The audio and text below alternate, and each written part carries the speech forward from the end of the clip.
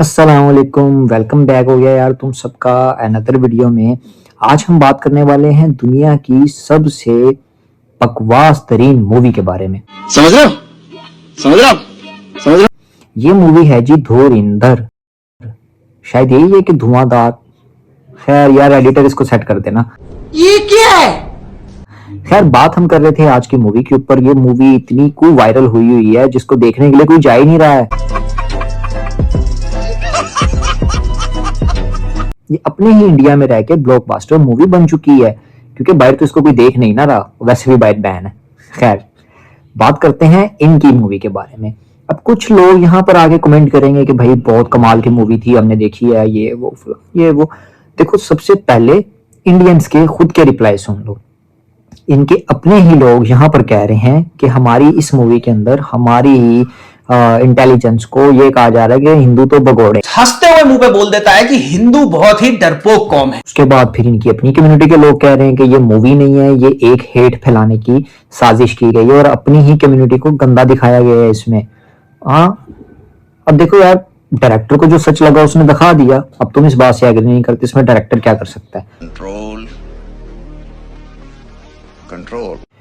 खैर जब इंडिया को कुछ भी नहीं ना मिलता करने के लिए तो वो हम लोगों पे मूवीज बना देते हैं, क्योंकि कंटेंट तो खत्म हो चुका है बॉलीवुड के पास। लोग तमिल दूसरी मूवीज देखना पसंद कर रहे हैं, तो इंडिया ने सोचा कि कंटेंट बनाना है, पैसा कमाना है, तो क्यों ना अपने ही अवाम का काट लिया जाए।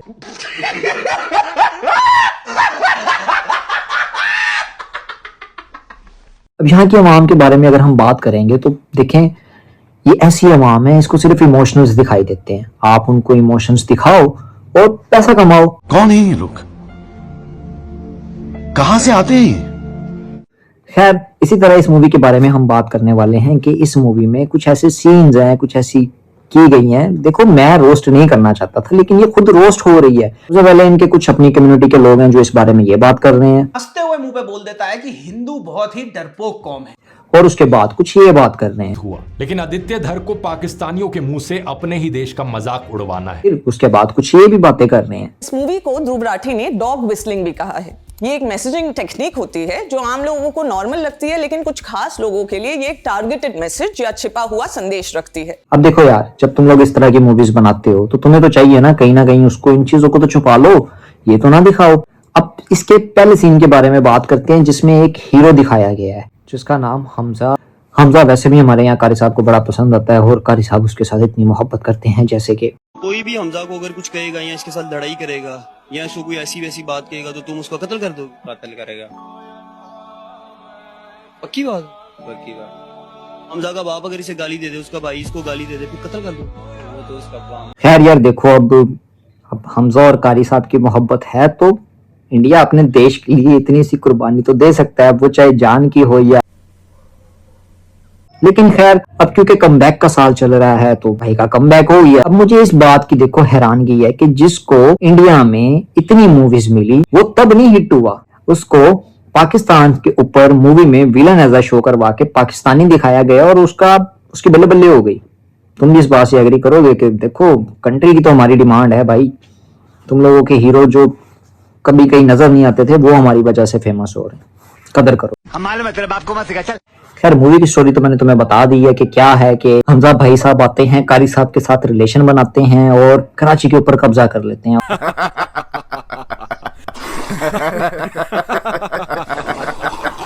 इस मूवी को मिसाला डाल के इंडिया को दिखाया तो गया है और बड़ी खुशी खुशी इनको जाके सिनेमास में भी देखा गया है, लेकिन देखने के बाद यहाँ से मजा आता है स्टोरी का।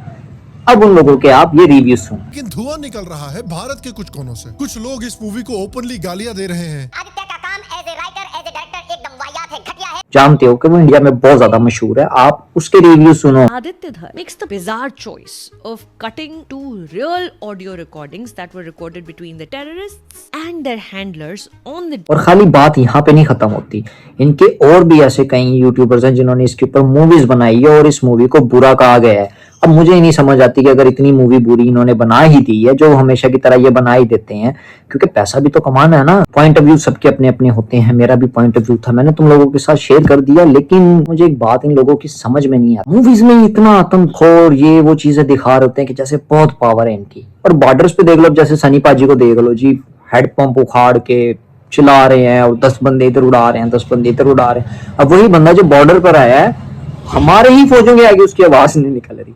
तुम्हें नहीं यकीन तो ये क्लिप देख।